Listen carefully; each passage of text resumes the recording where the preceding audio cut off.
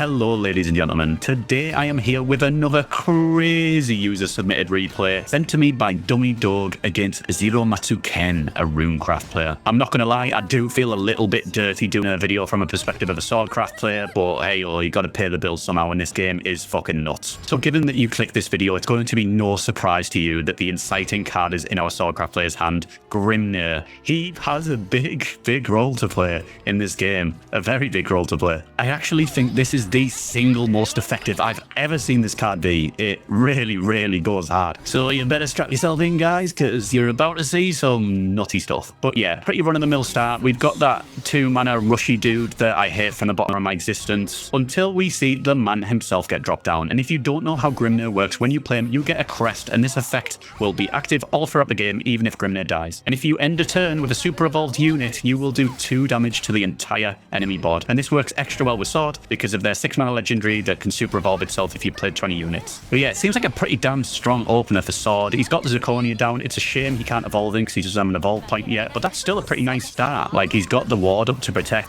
It doesn't seem too bad. But of course, Anne and Grey can just do terrible things to boards, and suddenly you blink and they're gone. And so Mr. DummyDoge responds with that 1/2/1 gold that deals 5 damage. I don't know his name. I fucking hate Swordcraft cards. I ain't remembering no one's name. And once again, he's got a pretty respectable board until, oh no, you guessed it, it's the second Anne and Grey. Everyone knows you're not allowed to play Runecraft unless you consistently draw 2 or 3 of these every game before turn 8. And then in one of the biggest Shadowverse war crimes I have ever seen, we see this man dump his hand onto the board. Like, that is absolutely vile. And it's got the 5/4 ward that gets destroyed at the end of the turn there to protect it. So if you want to do anything to it, you're probably going to have to deal with that. It's just not okay. And also realizing this, how a Swordcraft player chooses to just pretend they're not there, throw down a load of wards, and hope that they'll protect his precious little face. But it's sadly never that simple, and our Runecraft player dips into his terrifying bag of tricks and pulls out every piece of removal ever invented, with the pièce de résistance being this massive fuck-off flame destroyer. As if my dude didn't already have enough zero-cost minions to torture him with, he brings out Captain Big Cock himself. What an absolute legend. But Mr. Dog is not quite done yet. He plays his 2/1 rush with Bane to clean up that flame destroyer,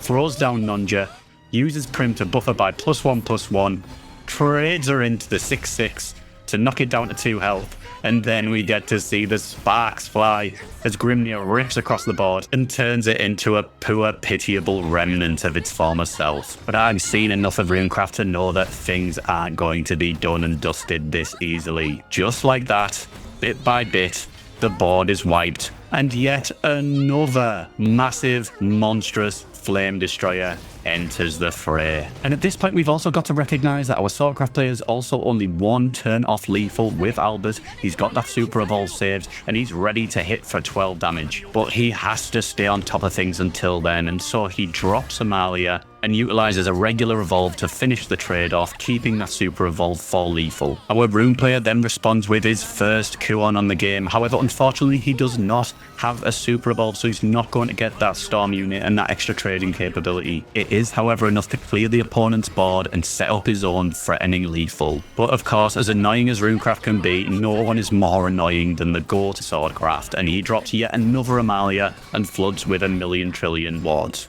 But even with victory on the very horizon, things are never quite that simple, as our Rune player uses sage-like teachings to heal themselves for 4, knock themselves out of Albert lethal range, and clears the board. Not to be phased, however, our Swordcraft player responds with one of the coolest plays I've seen in recent memory. He throws down Albert, super evolves him, hits him to the face, and clears the board with the Grimnir effect.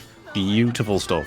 There's just something about that Grimnir swipe for 2 that's really cool. But just as you think it's all over, the Runecraft player comes back with one last swing. He throws down his last Anne and Grey and puts down a 20/20 to remove the Albert. But in a beautifully elegant play, he drops the field out to low Albert's cost, plays the 2/1 again to get rid of the ward, and hits him in the face for the exact lethal of 3.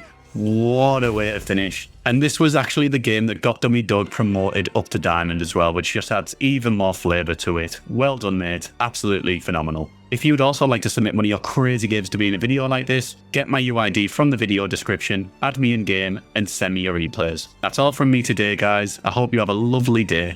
Good night, and dog bless.